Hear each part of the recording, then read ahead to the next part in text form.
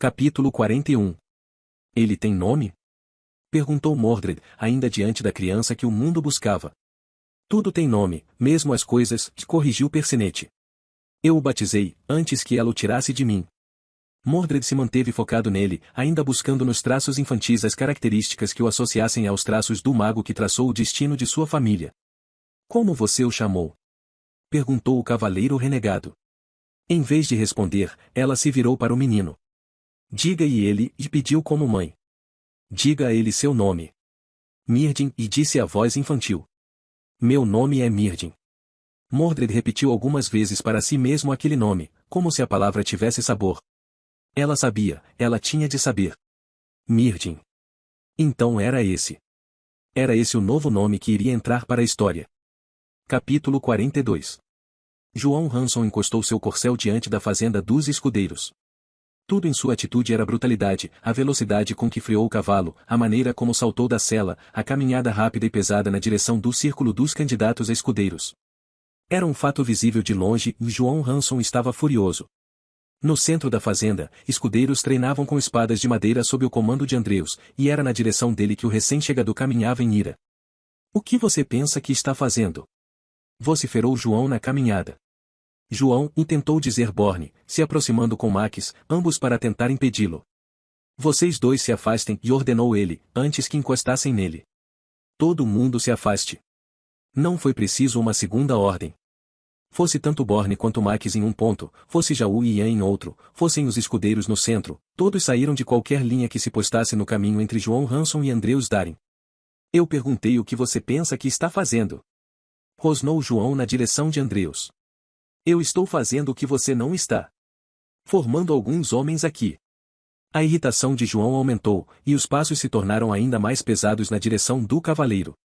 Ah, você quer formar homens aqui? Perguntou João.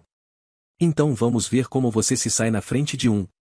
Sem aviso, para o total estado de choque dos escudeiros e cavaleiros presentes, João enfiou a sola do pé no peito de Andreus, arremessando o cavaleiro no chão de terra.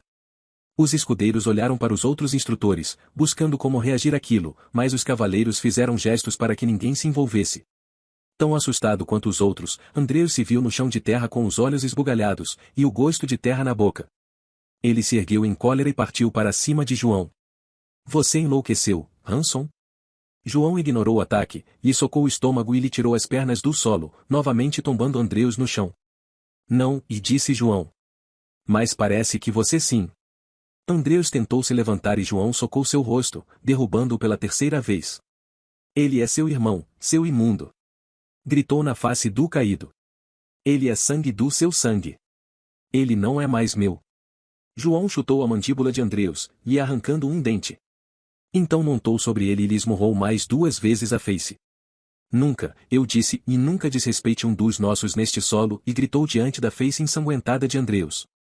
Ou você vive sob as leis da Irmandade ou não merece vestir a armadura. Isso não tem nada a ver com o código, e tentou dizer Andreus. E então tomou outro murro. Isso tem tudo a ver com o código, corrigiu João. Albaruz é família. E se você o renegar, nós também vamos renegar você, tá me ouvindo? E se encostar nele de novo, nós vamos fazer 2 vezes pior com você, está me ouvindo, Andreus? Andreus engoliu qualquer resposta e permaneceu olhando para João, lembrando um cachorro violento aprendendo a respeitar o dono. Já João se levantou, saindo de cima do corpo do espancado sem qualquer sentimento expresso de remorso. Se você quer formar homens nesse lugar, e disse João, olhando de cima para baixo. Primeiro comece agindo como um. Andreus cuspiu sangue no mesmo chão. Agora volte para casa e pense que tipo de caminho quer seguir. Como se nada mais existisse, João largou Andreus no chão e caminhou na direção de escudeiros que pareciam com medo dele. Espada de madeira, ordenou. Treinamento 3 contra 1. Os escudeiros correram para suas espadas de treinamento como se suas vidas dependessem disso, enquanto Andreus recusava a ajuda de Borne para se levantar e ir embora dali. Ninguém teceu um único comentário. E, se para a maioria aquele João Hanson era assustador, para Emily, aquele cavaleiro era tudo o que ela estava ali para se tornar. Capítulo 43. Foi apenas uma questão de seguir o estrago. Não apenas o rastro de sangue, mas o rastro de destruição. A noite retornou a Al-Quadin, mas não parecia ter havido nenhuma luz entre aquela e a noite anterior, e, em diferentes pontos da cidade, novas mortes aconteciam a todo momento, enquanto o ladino assassino espalhava sua fúria. Casas arrombadas, janelas quebradas, mesas viradas, barracas caídas, toldos perfurados, mercadoria esparramada, era difícil acreditar como um único homem era capaz de levar tanta morte e tanto caos consigo. Sua confiança inabalável havia atingido um limite tamanho que não temia guardas, nem armas, nem feras. Ele simplesmente seguia em busca da próxima vítima, descobria a maneira mais rápida de encurralá-la, a eliminava com certo prazer e então escapava sem se preocupar com as consequências. Ainda em relação a essas vítimas, quase todas continuavam compostas de pessoas da alta sociedade, normalmente donos de estabelecimentos ou embarcações. Esse detalhe teria levantado diferentes razões para o motivo daqueles ataques, se Al-Ladin não as matasse sem se preocupar em levar nem mesmo uma única moeda de ouro. Os guardas do sultão e os adolescentes da tropa de Sanail, contudo, continuaram a correr pela cidade e seguir os rastros, até que, após matar o bardo cantor mais famoso da cidade em pleno palco na apresentação de um anfiteatro, o pandemônio atraiu a atenção geral. Os guardas locais se concentraram nos lugares óbvios para onde o assassino poderia fugir. Sanail e Liriel se concentraram naqueles onde ninguém iria olhar. Naqueles que eles teriam utilizado. Foi assim que a dupla encontrou Al-Ladin fugindo do anfiteatro, mas, em vez de atacá-lo diretamente, decidiram segui-lo, ocultando-se da melhor forma como sempre fizeram, tornando-se sombras e fantasmas. A perseguição levou até uma torre de vento, construída com espessura de cerâmica e 8 aberturas, ao redor de 2 cúpulas. Quando a noite caiu, Al-Ladin se encontrou no alto da torre com uma figura misteriosa, um homem barbudo vestido com uma túnica com faixa de seda na cintura, touca, 2 toalhas azuis, uma em cada ombro, e ajoelhado em cima de um tapete repleto de ideogramas orientais. Foi possível ouvir os gritos daqui, e disse o homem que nem Sanail nem Liriel reconheciam. É apenas uma fração dos meus gritos ao longo de tanto tempo, e disse Al-Ladin. E ainda menos do que mereciam. Foi o suficiente para lhe saciar? Jamais será, e definiu o ladino. Mas é um início. O homem concordou, como se as mortes em série fossem justificáveis. Então ele focou no que Al-Ladin tinha em mãos, o grande tesouro que tinha sido de Sanail e de tantos outros antes dele. Você ainda o quer? Perguntou o ladino, oferecendo-o ao homem. Sim. Hoje em dia mais por curiosidade do que necessidade. O barbudo tomou um mapa de estrelas nas mãos e o observou sob a luz da lua. O vento frio da noite soprava forte, agitando as vestes dos dois, que não se importavam, mas isso dificultava ainda mais a vida de Sanail e Liriel tentando se manterem ocultos. Então a expressão do homem de touca se modificou, transformando indiferença em surpresa, quando os olhos e sobrancelhas se ergueram, unindo os lábios. Agora entendo por que esconderam esse tesouro por tanto tempo, e disse ele. Você sabe o que ele significa, não é? Sim, e respondeu Al-Ladin. E não me importo. O que eu me importo é com os meus. Você esteve lá, não é? No Ocidente, e sim. No dia 8 do 8º mês, a cada 8 anos. Você os alertou? O homem pensou sobre aquilo. Eu tentei fazê-los entender de outras formas. Eu tentei fazê-los enxergar que a busca por esse tesouro levaria à grande guerra. Eu lhes disse que a tecnologia evoluiria rapidamente naquele continente, mas que a ambição ocidental colocaria tudo a perder. E aqui estamos, e aqui estamos. Al-Ladin se ajoelhou no mesmo tapete em que o homem estava, e os dois permaneceram se olhando em silêncio. Até que os olhos de Al-Ladin brilharam em vermelho fogo, e o outro homem não se assustou. Havia um respeito entre eles, reforçado mesmo na pausa, que intrigava Sanail e Liriel. Então ambos se curvaram em referência ao outro, mais parecendo uma despedida do que um cumprimento. Por fim, o homem se levantou e curiosamente deu um passo para fora do tapete, deixando Al-Ladin ajoelhado no centro da peça bordada. O vento continuou a soprar, na verdade, pareceu aumentar ainda mais sua intensidade, agitando as roupas leves.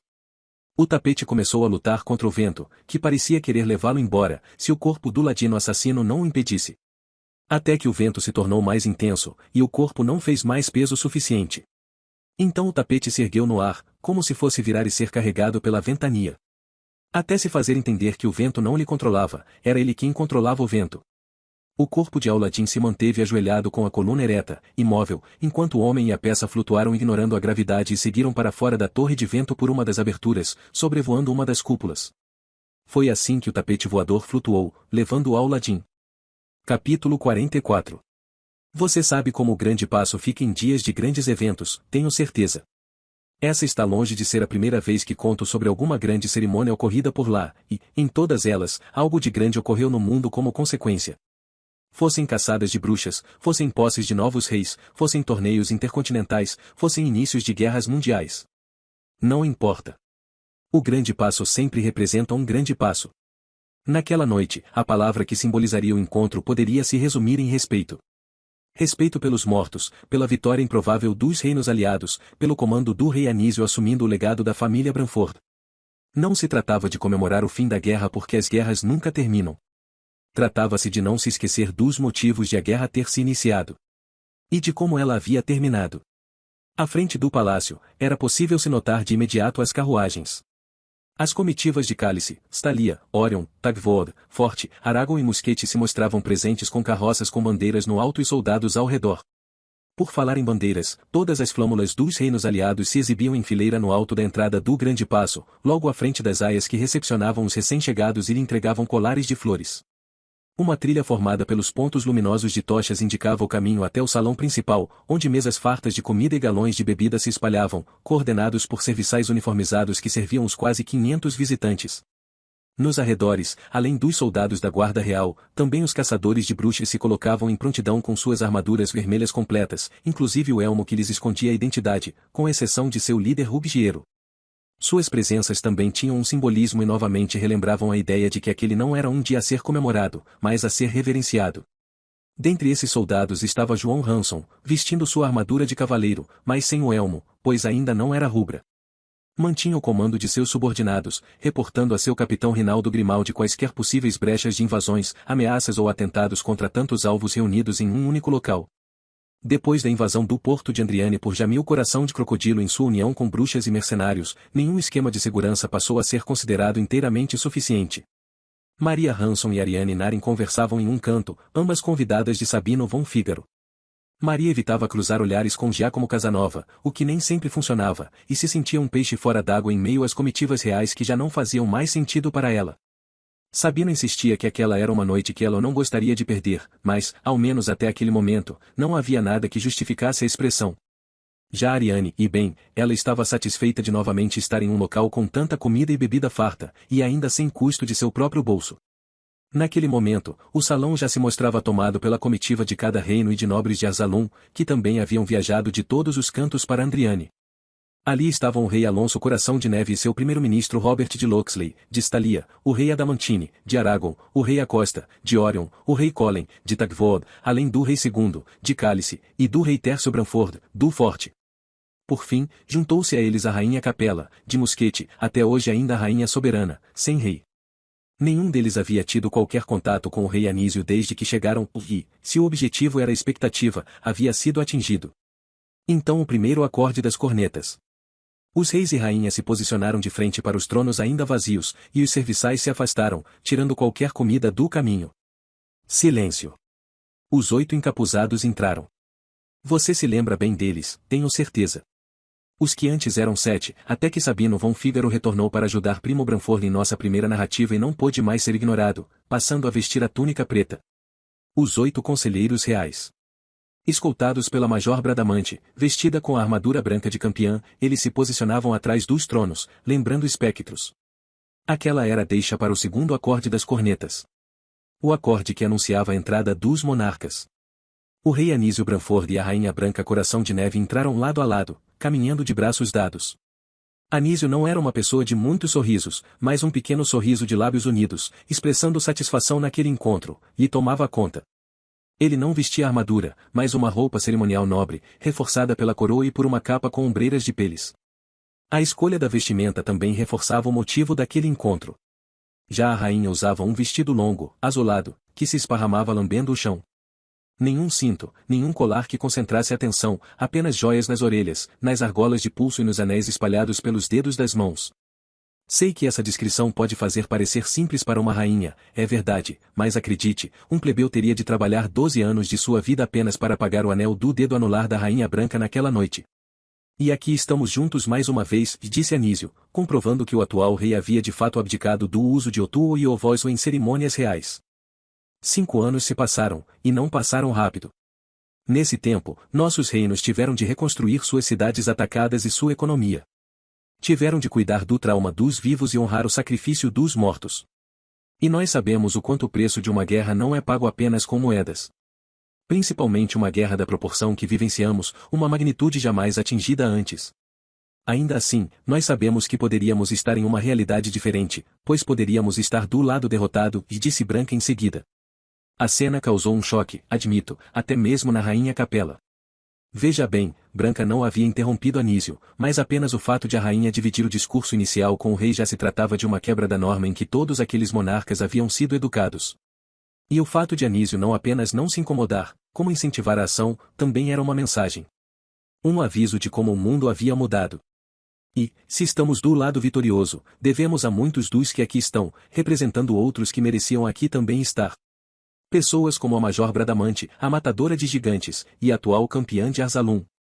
Afastada em um canto, Bradamante se surpreendeu com a menção e com a atenção dos convidados voltando-se para ela. Reverenciou um agradecimento sem jeito à rainha e recebeu aplausos sinceros de pessoas que tinham facilidade em admirá-la. Pessoas como Clarabella de Cisne, capazes de amaldiçoar um exército de gigantes em plena guerra.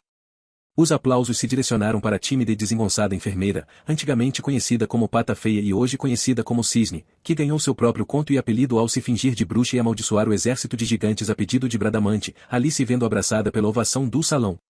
Pessoas como João Hanson, capaz de suplantar o medo e proteger a vida de sua rainha, quando ainda um escudeiro, liderando outros aprendizes contra mercenários experientes.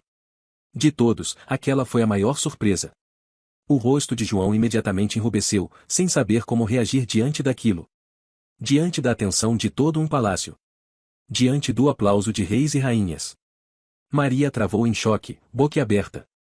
Todos se concentraram em seu irmão, mas ela foi a única a perceber a troca de olhares e o sorriso de canto de lábio entre Anísio Branford e Sabino von Fígaro. Já Ariane largou o que estava comendo, foi até perto dele, mas não o abraçou. Ela apenas parou diante dele, e o aplaudiu junto com os outros, sabendo que aquele momento era dele.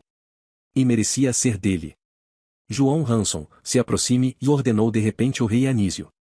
Um corredor se abriu, expandindo os batimentos cardíacos de João. Você também, Maria, já acrescentou a rainha. E se João havia enrubescido, Maria embranqueceu. Os dois irmãos se encontraram no meio da caminhada e andaram juntos, trêmulos e desnorteados. Como sempre faziam quando caminhavam juntos em direção ao desconhecido. Fosse em casa de doces, fosse em palácios reais. Há tempos a família Hanson esteve presente em grandes eventos de Arzalum, talvez mais do que qualquer outra família nobre aqui presente, e disse o rei Anísio. Da descoberta da verdade por detrás dos ataques de Jamil Coração de Crocodilo até a proteção da Rainha Branca Coração de Neve em mais de uma situação, nenhum de vocês aqui presentes faz real ideia de quantas missões e auxílios a coroa esses irmãos já realizaram, e continuam a realizar. E, por isso, seria uma injustiça e um desrespeito se os livros de história de Nova Eter não lhes fizessem a memória que lhes é merecido. Ali Maria Hanson acreditou em Sabino von Fígaro.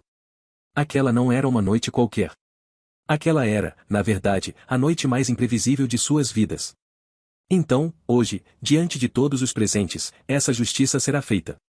O rei Anísio fez uma pausa, como se perguntando no ato se Branca queria ter a honra. A rainha quis. E, para isso, nós convocamos a presença do Lord Wilfred de Vanhoé, e disse ela. O magistrado entrou, vestindo sua armadura negra. Os aplausos tomaram o salão com uma intensidade ainda mais potente. De todos os originais que estavam lá quando Primo Branford iniciou sua saga, como Robert de Locksley e Lemuel Gulliver, Wilfred de Vanhoé era o mais antigo, o que se tornou mais próximo. Dentre todos, aquele homem era o que Anísio Branford mais se aproximava de ter um sentimento de avô. E esse sentimento o conectava aos presentes, pois essa era a verdade, e toda a nobreza amava Ivanhoé. Ariane foi empurrando pessoas e pedindo desculpas pelo caminho, se aproximando. Maria sentia as palavras travadas na garganta. João mal sentia as próprias pernas. Há tempos sigo os passos de João Hanson, não o homem, mas o cavaleiro.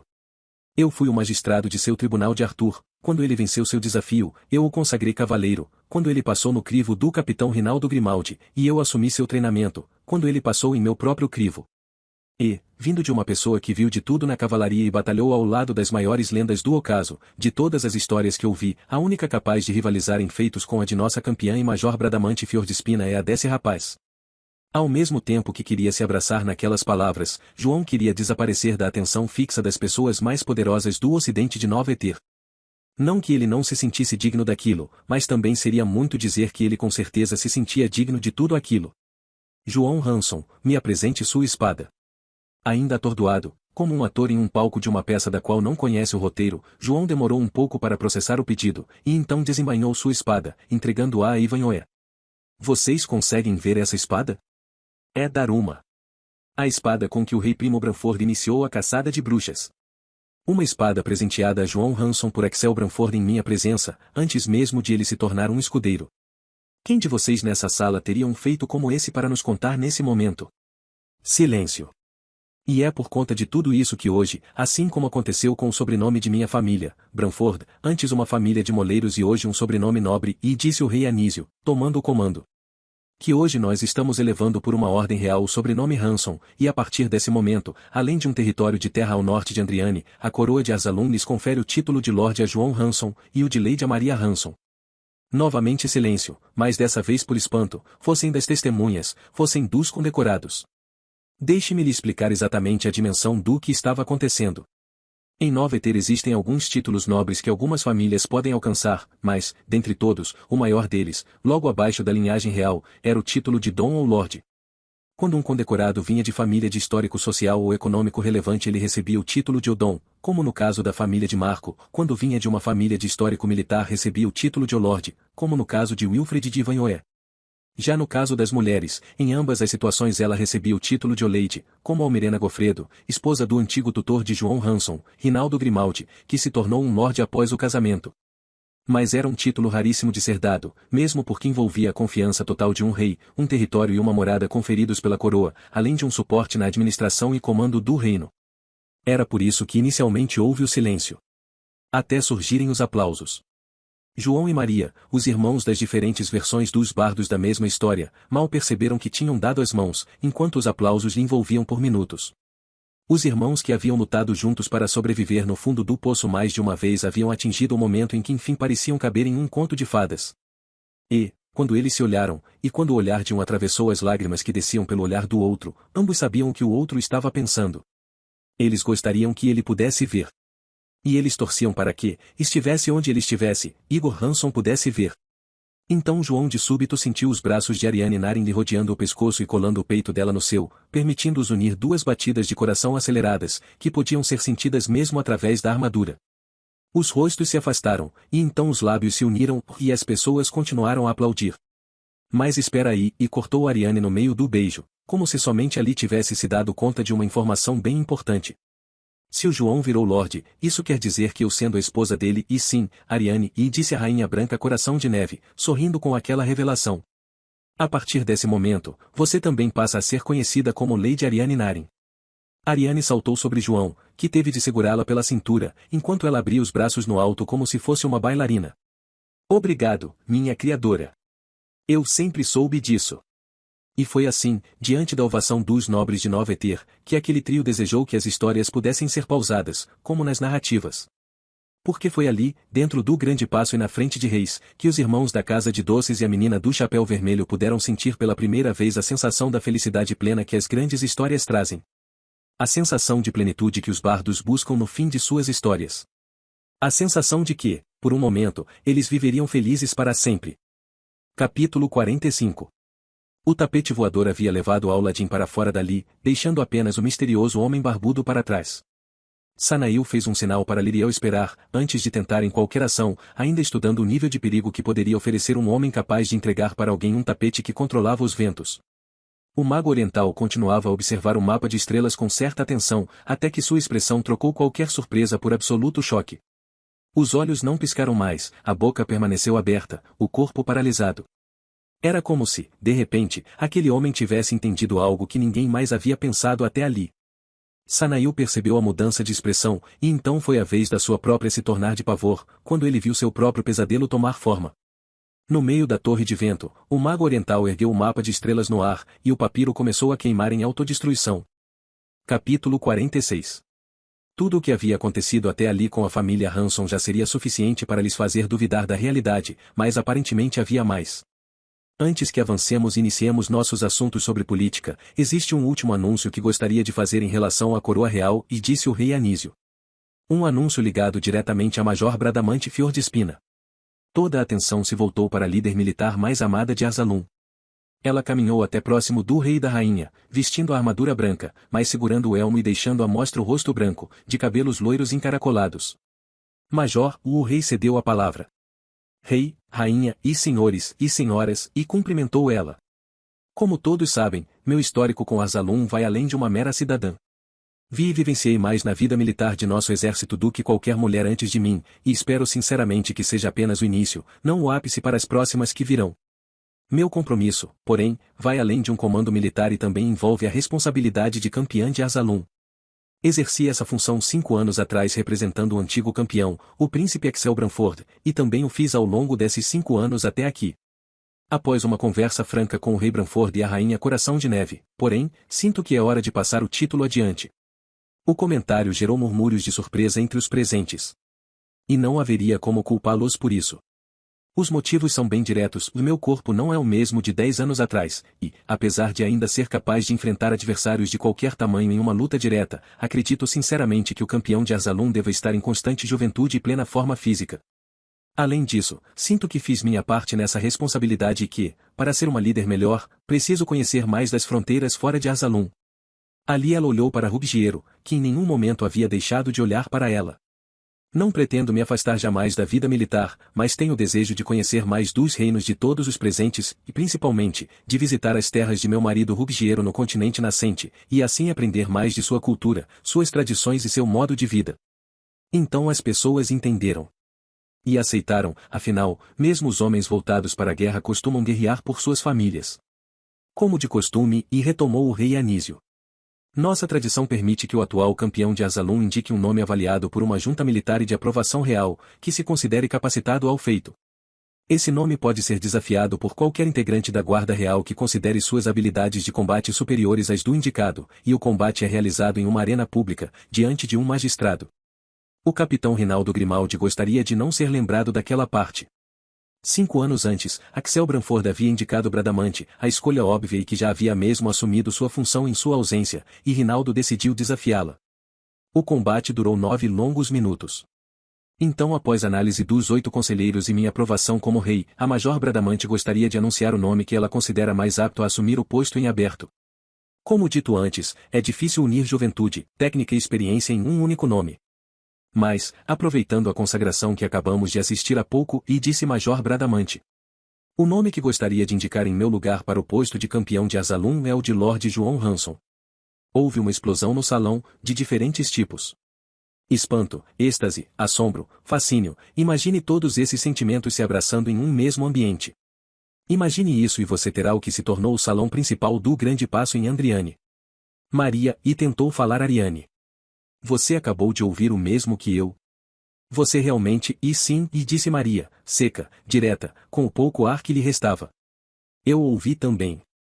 À frente delas estava um João Hanson de 20 anos de idade ou, se você preferir, o antigo menino pobre, vendedor de doces da feira de Andriane, naquele momento prestes a se tornar o maior prodígio da história militar de Nova Eter.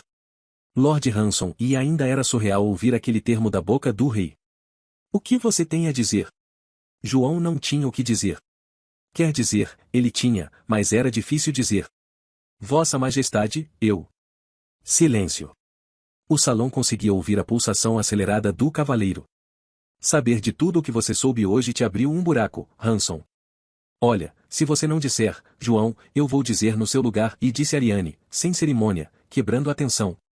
As pessoas riram, como quando viam 2 pessoas que haviam nascido uma para a outra interagindo. Mesmo João deixou-se sorrir, como se aliviasse o peso que ele esperava ser capaz de carregar. Mas você pode retalhar algo novo no lugar, que você só vai saber se abraçar. Eu digo que nada me causaria honra maior do que servir a coroa de Arsalum como seu campeão, Rei Branford. Novamente o salão explodiu em aplausos. Aquele era o tipo de momento pelo qual os bardos esperavam para escrever canções, as típicas histórias que viajavam além das fronteiras, variando suas versões de acordo com os narradores. E, nesse momento, existe alguém presente que se considere mais digno e mais apto ao título, e gostaria de exercer seu direito ao desafio público? Silêncio. As pessoas se olharam, e olharam ao redor, lembrando a parte mais tensa de um casamento. Como ninguém da guarda real parecia disposto a duelar com o Lorde Cavaleiro pelo título, o rei Branford conclamou: então, de acordo com este conselho e com a autoridade a mim atribuída, eu, Anísio Branford, rei de Arzalum, decido que seja determinada, portanto, a consagração oficial de "e eu clamo direito ao desafio", já anunciou uma voz por cima da voz real, emudecendo o ambiente. Mesmo João Hanson se virou, surpreendido, buscando nos presentes a feição de seu desafiante. Então um corredor foi se abrindo entre as pessoas, e a figura recém-chegada se revelou, trazendo um suspiro que lhe embrulhava o estômago. Eu desafio o Lorde João Hanson pelo título de campeão de Arzalum. A voz pertencia ao gêmeo de Albarus, Andreus Darin. Capítulo 47. Não, não, não. Ecoou a voz de Sanail em meio ao vento, das sombras daquela torre. Sem pensar no que estava fazendo, ou se proteger com qualquer estratégia, Sanail avançou em desespero para cima do homem que queimava o tesouro de Flint, o mesmo que ele havia ido tão longe para conseguir, o mesmo que iria torná-lo o pirata mais rico do mundo. A entrada súbita surpreendeu o oriental, mas não o suficiente para torná-lo presa fácil. Uma faca correu de um bolso falso para uma das mãos de Sanail durante a corrida, e a lâmina brilhou em meio às sombras na direção da garganta do alvo. O fio da faca teria provocado um rio de sangue na traqueia do inimigo, mas antes disso o oriental estalou os dedos e a lâmina se tornou diversos pedaços de papel picado, lembrando os confetes utilizados em cerimônias festivas. Surpreso, e vendo o inimigo sujo com papel picado onde deveria estar um corte profundo, Sanail puxou uma segunda faca de um segundo bolso. Os dedos do mago oriental estalaram novamente. E a lâmina se tornou pó, que foi carregado pelo vento contrário. Na outra mão do mago, o mapa de estrelas terminava de queimar, jogando as cinzas na direção de Sanail, que se misturavam com o pó de metal. "O que você está fazendo?" sussurrou Sanail, perdendo o controle. "Desfazendo o que você quase fez." Foi aqui que Liriel congelou o tempo e correu para tirar o mapa do mago oriental. Capítulo 48. O desafio se dará depois de amanhã, após o nascer do sol, na arena de vidro em um evento público comandado pelo magistrado Lord Wilfred de Vanhoé, e definiu o rei Anísio. O ambiente, que antes parecia leve, se mostrava tenso, e Anísio ali se relembrou do que acontecia quando reis se reuniam no Grande Paço. João Hanson concordou, recebeu de Lord Vanhoé a sua espada de volta, e seguiu para fora do salão, seguido por Ariane, que pediu a Maria por um momento a sós com ele. João seguiu por um lado, Andreus seguiu por outro. E aquilo parecia uma metáfora da vida. "Senhores, agora que todas as consagrações e cerimônias à parte foram concluídas, é hora de falarmos sobre política", continuou o rei. "Falando diretamente, é hora de definirmos o destino de Victor Ferrabras." E se antes o ambiente já se mostrava tenso, ali era possível respirar areia. O rei Alonso Coração de Neve e seu primeiro-ministro, Robert de Locksley, atualmente possuem a guarda e responsabilidade de sua prisão nas terras de Stalia. Essa prisão se deu pela Guerra Mundial iniciada na busca pelo Menino Santo, que, mesmo após o fim, não foi encontrado. Uma situação modificada agora. Novamente o salão voltou a exalar onomatopeias. Após mais uma brilhante investigação do professor e comandante Sabino von Fígaro e Lady Maria Hanson, a coroa real de Arzalum foi informada de que a virgem que tanto se procurava está em um vilarejo no interior de Bray. Aquilo soou inicialmente como uma anedota, até as pessoas se darem conta de que o rei falava a sério. Ainda assim era difícil para os presentes acreditarem que, dentre todos os reinos de Nova Eter, o novo Merlin de Cristo, o mesmo que havia gerado uma guerra mundial antes mesmo de seu nascimento, iria retornar justamente no reino menos respeitado. O reino dos poetas e das artes, mas nunca da guerra. A localização de Bray não nos ajuda nesse momento. Embora seja um reino localizado nas fronteiras de dois reinos aliados, Orion e Aragorn, também é fronteira de dois reinos inimigos, Minotaurus e Uruk. Some isso à proximidade de Albion, que irá buscar levar a criança a Camelot de todas as formas, e temos um ingrediente para uma nova guerra mundial. Basicamente nossa segunda guerra mundial. Mas ao menos, sem Ferrabras, a força de Minotaurus se reduz, comentou o rei Tércio. Isso depende de quem realmente assumiu seu lugar, e acrescentou o rei segundo. Bem, e continuou Tércio. Se os rumores forem verdade, e eles são, e confirmou o rei Anísio, firme, sem espaço para dúvidas. Sem Ferrabras, quem assumiu o comando de Minotaurus, surpreendentemente, foi a condessa Helena Bravaria. A amante? Perguntou Colin, o rei de Tagvood. A pergunta tinha um duplo sentido. Sim, e respondeu Branca. Amante de Ferrabras, e minha antiga madrasta. As atenções se voltaram ao rei Alonso, que olhou para o chão. A frase de Branca não havia sido uma punição, mas pareceu para um rei que havia dormido com a inimiga. Rei Alonso, e chamou o rei de Orion, à costa. Sem julgamentos morais, para sua pessoa que conviveu mais intimamente com essa mulher, o quão perigoso você vê de termos sua figura sentada no lugar de Ferrabras nesse momento? O rei Alonso demorou a responder, como de praxe.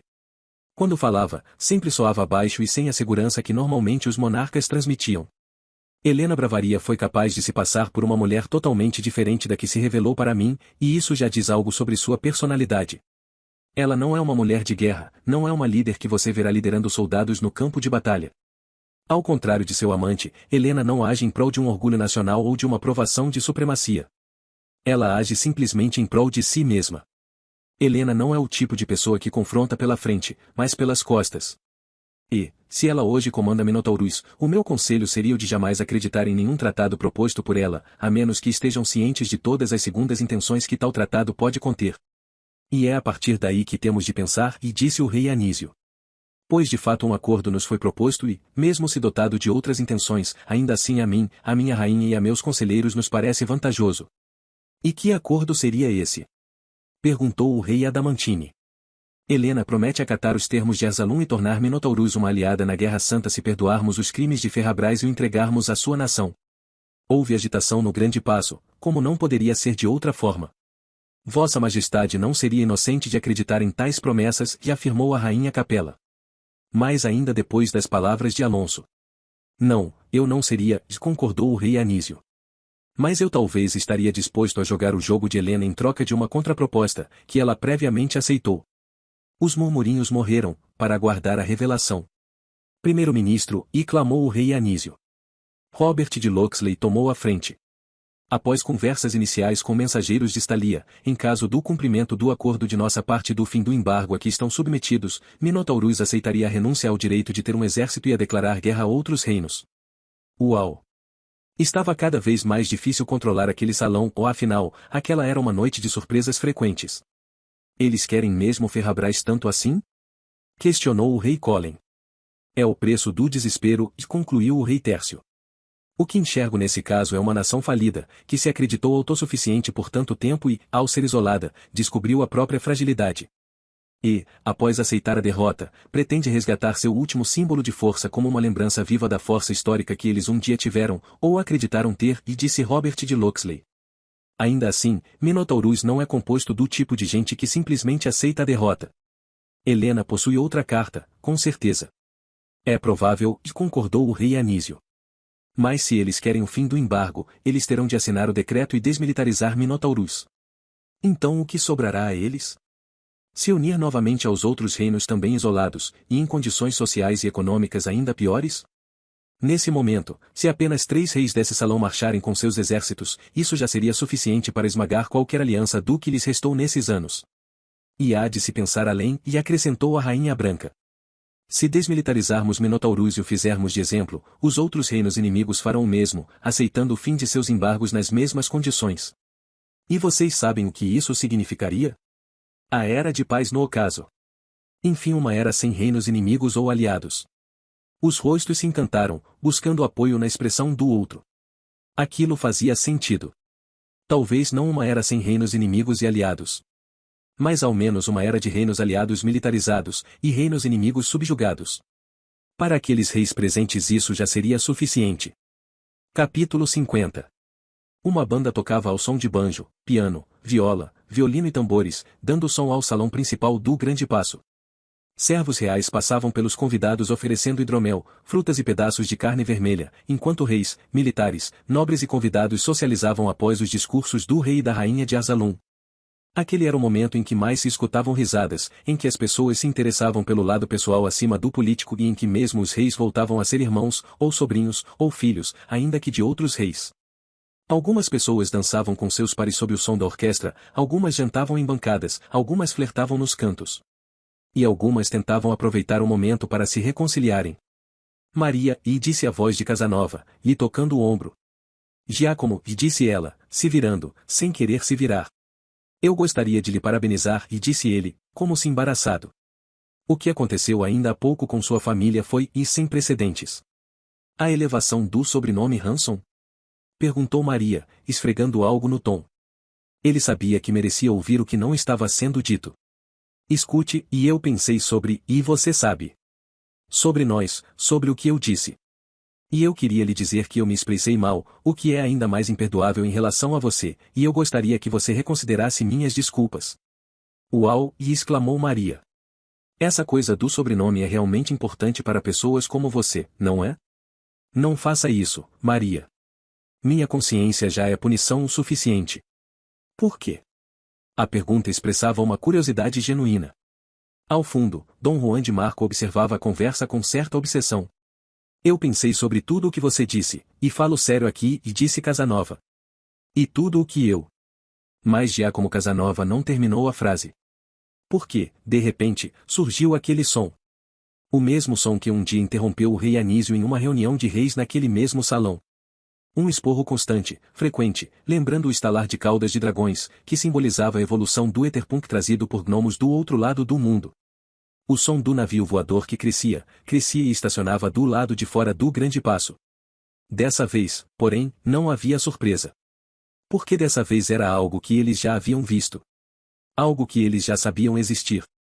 Os guardas reais foram os primeiros a se dirigirem para fora, seguidos dos convidados, pois estes ficavam mais próximos das portas, e então dos nobres, e então dos reis, que vinham por último abrindo espaço entre suas comitivas. Do lado de fora, o Vichu vinha descendo devagar no pátio do Palácio Real, oscilando e bambeando como se não acostumado com o próprio peso, ainda fascinando qualquer espectador. Novamente aquela plateia viu a nave movida a energia de cristais tocar o chão, gemendo as engrenagens de metal ao suavizar o peso colossal. Duas placas luminosas nas laterais inferiores se apagaram e a nuvem de poeira se dissipou. O rei Anísio e a rainha branca tomaram a frente dos curiosos. Para Anísio, aquela ainda parecia a primeira vez. Então o compartimento central se abriu, e a escada móvel foi liberada. A tensão no jardim era palpável, e, quando a primeira sombra surgiu, e então o recém-chegado desceu, a plateia nobre subitamente explodiu primeiramente em espanto e então em ovação, como se houvesse sido ensaiado. De fato, aquela era uma noite de surpresas ininterruptas. Reis, rainhas, conselheiros, lordes, convidados, até mesmo servos reais abriram sorrisos e aplaudiram o recém-chegado, como se sua chegada fosse algo tão histórico e importante para aquelas pessoas quanto as decisões reais de que haviam sido testemunhas naquela noite. A expressão da maioria se expandiu e se aqueceu, enquanto a de uma delas, Maria Hanson, se fechou. E era preciso entendê-la. Afinal, ao longo de 5 anos ela havia imaginado inúmeras vezes aquele momento, e, em todas as vezes, não sabia totalmente como reagir. Mas aquilo não era imaginação. Aquilo estava realmente acontecendo. Axel Branford havia voltado a Arsalum.